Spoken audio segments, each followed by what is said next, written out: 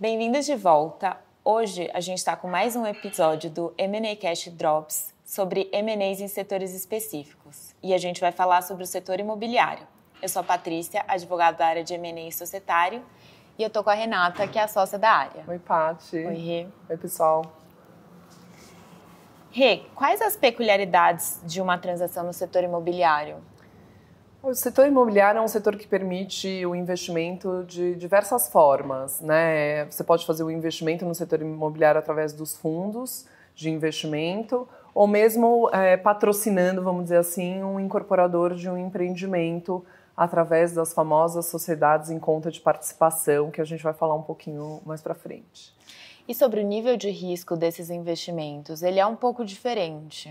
Ele é considerado, o setor imobiliário é considerado um investimento num risco baixo, né? Por quê? Porque ele tem uma fonte de renda recorrente, seja com os aluguéis dos empreendimentos, ele tem quando a gente fala de investimento em fundos de tijolos ou empreendimentos imobiliários, no final do dia você consegue visualizar o seu ativo lá, né? Ele está lá, ele não vai desaparecer como o dinheiro pode desaparecer.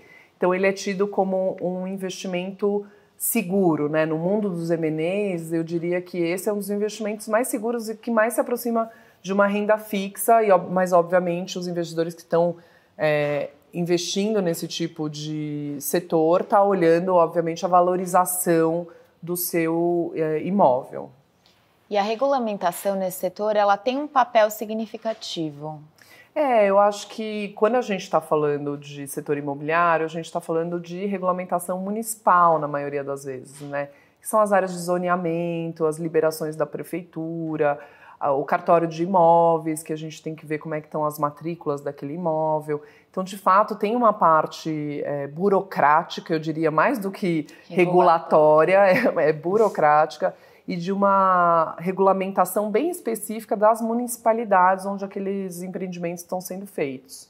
Isso pode impactar bastante a cronologia e o tempo que essa transação vai durar? Pode, bastante. Quando a gente está falando de empreendimentos grandes, a gente normalmente lida com consolidações de área, né? E quando a gente fala de consolidações de área, a gente lida com proprietários diferentes, em condições diferentes que os imóveis se encontram. Alguns estão com garantia, outros estão em inventário, outros são dois sócios que não querem, um quer vender, o outro não quer. Então, essa complexidade da regularização das áreas para a construção do empreendimento normalmente é um ponto relevante e pode engasgar, sim, a operação.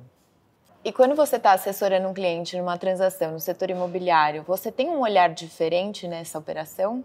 Eu acho que o que é interessante no mercado imobiliário é que ele é muito confortável com o fato de ter o antigo sócio oculto que a gente chamava, né? Então é um mercado que permite que investidores entrem com capital e investimento naquele empreendimento sem correr risco de sócio da incorporação daquele empreendimento.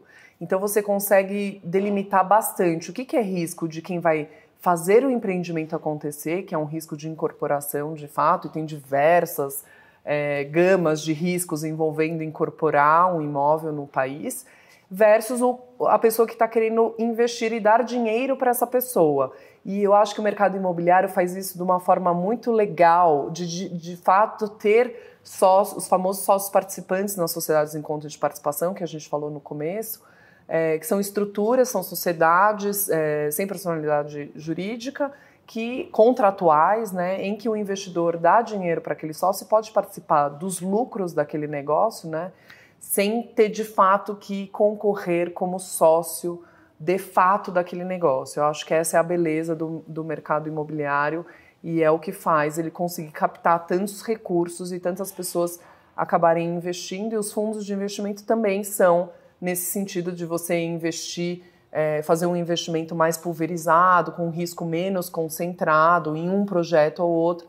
Então, acredito que o mercado imobiliário tem essa beleza de você não precisar participar como sócio efetivo do negócio e também como você ter a possibilidade de diversificar bastante seu investimento e não correr um risco muito concentrado num outro negócio.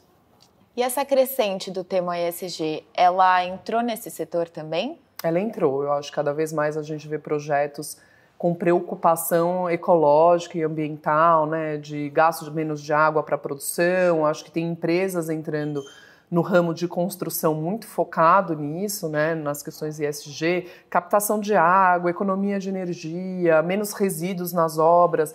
Então, eu acho que é um mercado que tem se conscientizado disso. Obviamente, a gente ainda está engatinhando comparado com outros países do mundo, mas é uma tendência, eu acho que veio para ficar, de construções mais limpas, né? Eu acho que esse é um tema bem legal também da indústria. Sim, maravilha. E os desafios que você enfrenta nesse tipo de operação?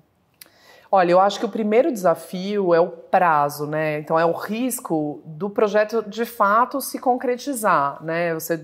O investidor dá dinheiro para aquilo acontecer, mas existem fatores controláveis e incontroláveis durante uma construção de uma edificação, né?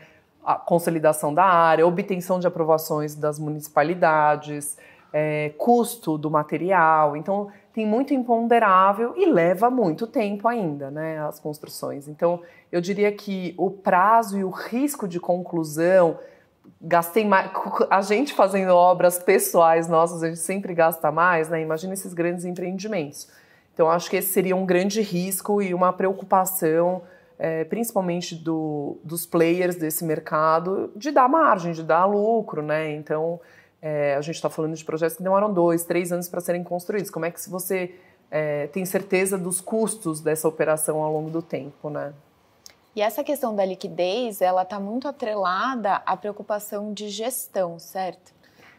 Eu acho que a liquidez é um fator importante, né? Você vai investir no mercado imobiliário, você não tem a liquidez que você tem em outros mercados. Não só pelo prazo de construção, como de falta de liquidez mesmo no mercado. A gente vê que os fundos de investimento na área imobiliária, eles têm menos liquidez mesmo, né? Então, investimentos mais a longo prazo, com falta de liquidez. Então, o investidor ele precisa ter certas características para gostar desse tipo de produto e dessa indústria, né? Não é qualquer um que, acredito que entre nessa indústria, e daí o governo dá alguns incentivos. Tem incentivos para a pessoa física investir em fundos de investimento nessa área. Então, acho que o governo tenta fomentar ainda essa indústria dessa forma. Maravilha, Renata. Muito obrigada. Foi ótima a sua participação. Obrigada. Obrigada, pessoal. Obrigada, pessoal.